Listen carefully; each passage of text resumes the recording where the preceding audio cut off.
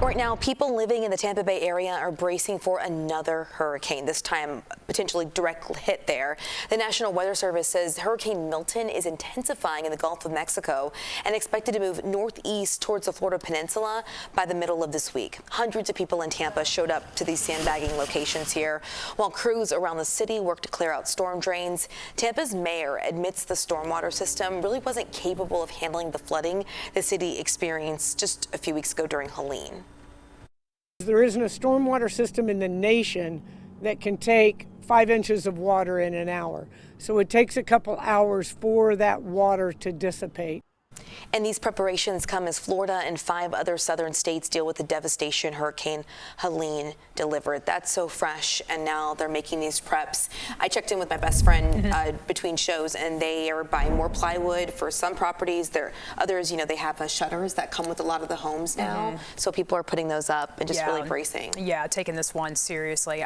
We just were digging, David and I were back here just digging at some of the numbers. Yesterday at this time, a tropical storm, winds of 65 miles per hour. We have winds that are 150. Wow. Oh my goodness. Right now. It's incredible. So to get to a Category 5 storm, you need winds of 157. So that is not out of the question. There is some weakening that's expected with this, but still the impacts are still going to be devastating, life-threatening. So it's good to hear that your friends are starting to take caution, evacuate. We've got a lot of evacuation orders in effect for that. So this is one that we're going to be watching. We still have some back and forth on our models as far as the timing goes. Really banking on a late Wednesday night landfall, but here's a look at the position of Hurricane Milton.